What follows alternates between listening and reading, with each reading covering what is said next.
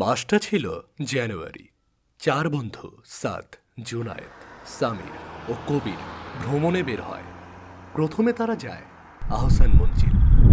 রাত যত গভীর হচ্ছে, শীত ততই তীব্র হচ্ছিল। আহসান মঞ্জিলে মানুষের যাতায়াত ছিল না। ওখানে ভ্রমণের জন্য কেউই যেত না। সাদ তার বন্ধুদের সাথে নিয়ে মঞ্জিলের বাইরে বসে আড্ডা দিচ্ছিল। ঠান্ডার তীব্রতা বাড়ছিল বলে তারা আগুন জ্বালায়। চার বন্ধু আগুন জ্বালিয়ে নিজেদের মধ্যে কথা বলছে। কি সুন্দর জায়গা! এখানে আগে রাজা মহারাজরা থাকতো। হাজার হাজার শ্রমিক এখানে পাহারা দিত। হতে পারে এখানে অনেক লোকও মারা গেছে, কিন্তু আজ দেখ, এত বড় মহল খালি পড়ে আছে। এখন এখানে মানুষ ঘোরার জন্যও আসে না। এ ভালো হয়েছে, আমরা কোনো হোটেল নেইনি। এখন আমরা যেখানে যাব সেখানে হোটেল বুক করব না, এভাবে রাত কাটাবো। এরকম ভয়ঙ্কর এক্সপিরিয়েন্স করতে অনেক মজা লাগে। তো ঠিক আছে, আমরা এখন থেকে যেখানে যাব এভাবেই রাত কাটাবো। যেটা অনেক ভয়ের হবে।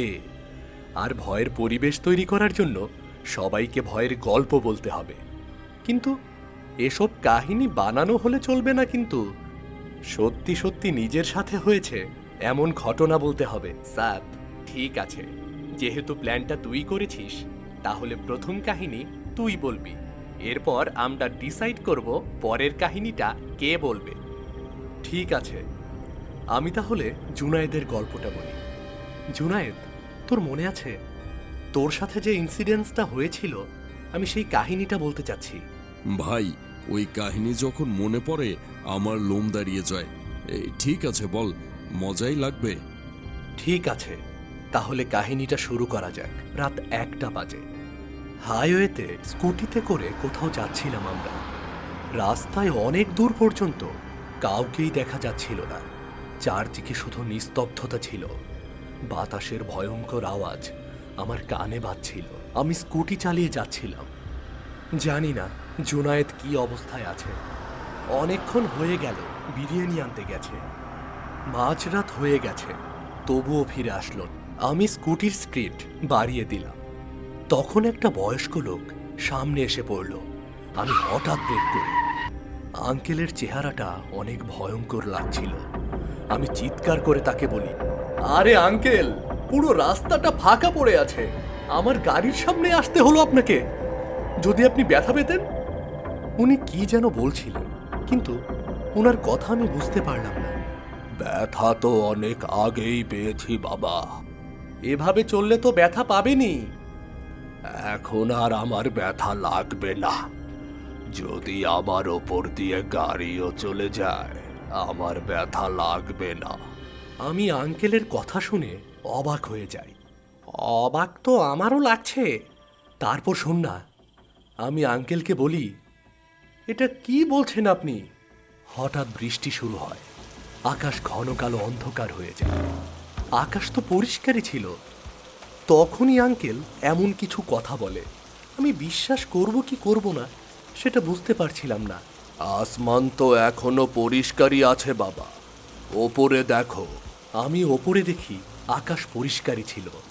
চাঁদ তারা সব দেখা যাচ্ছিল। এসব দেখে আমি অবাক হয়ে যাচ্ছিলাম।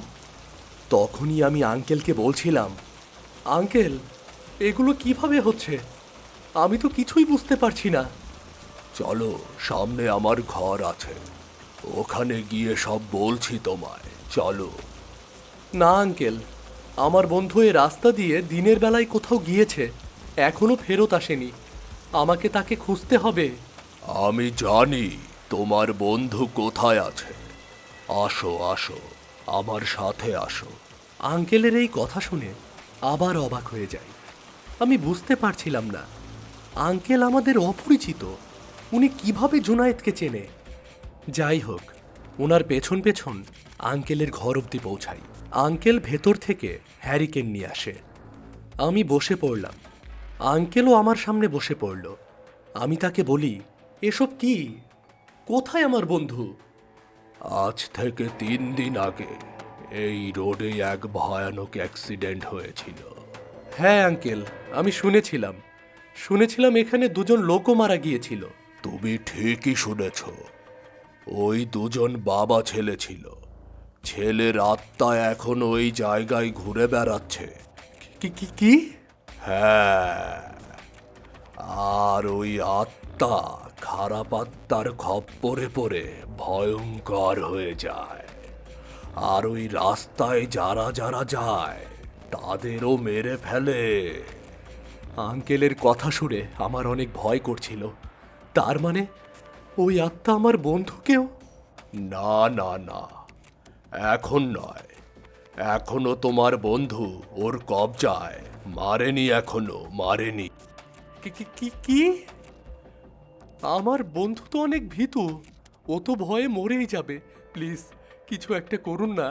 যেহেতু আপনি সব কিছু জানেন, তাহলে তো আপনিই ওকে বাঁচাতে পারবেন। করুন না কিছু। হ্যাঁ, বাঁচাতে পারবো। এর জন্য তোমাকে ওই জায়গায় যেতে হবে যেখানে অ্যাক্সিডেন্ট হয়েছিল। আপনি যাবেন না আমার সাথে? আমার এখানে থাকা প্রয়োজন। তুমি যাও, তোমার বন্ধু বেঁচে যাবে। যদি প্রয়োজন হয় তখন আমি তোমার কাছে চলে যাব। তাহলে আমি চলে যাচ্ছি। আমার বন্ধুকে বাঁচান প্লিজ। বাঁচান আমার বন্ধুকে। চিন্তা করো না। আমি ওখান থেকে উঠে পড়ি, স্কুটি স্টার্ট করি আর রওনা দেই। যখনই আমি ওখানে পৌঁছাই, হঠাৎ বৃষ্টি আরো তীব্র হয়, বাতাসও তীব্র হয়। ভয়ানক আত্মা জুনায়েদকে ঘিরে ভয় দেখাচ্ছিল। এই দৃশ্য অনেক ভয়ঙ্কর ছিল। জুনায়েদ ভয়ে কাঁদছিল। আমি আমার ভয়কে কন্ট্রোল করলাম। তাড়াতাড়ি স্কুটি থেকে নেমে পড়লাম এবং জুনায়েদের দিকে গেলাম। জুনায়েদ, জুনায়েদ, তোর কিচ্ছু হবে না। জুনায়েদ যখনই আমার দিকে তাকায়, তখন তার ভয় কিছুটা কেটে যায়। হঠাৎ বৃষ্টি থেমে যায়। আকাশ থেকে আঙ্কেল রাস্তায় নেমে আসে। আয়, তুইও আয়, তোকেও মেরে ফেলবো। এই দুইজনকে তুমি কিছুই করবে না। এটা আমি কিছুতেই হতে দেব না। আঙ্কেলের চোখ থেকে লেজার লাইটের মতো আলো বের হয় এবং আত্মাটা পুড়ে উধাও হয়ে যায়। বাবা, এটা তুমি কি করলে? ভয় করো না। দুদিন আগে যে অ্যাক্সিডেন্ট হয়েছিল, আমি এবং আমার ছেলে মারা গিয়েছিলাম ওই অ্যাক্সিডেন্টে। এটা বলেই আঙ্কেল অদৃশ্য হয়ে যায়।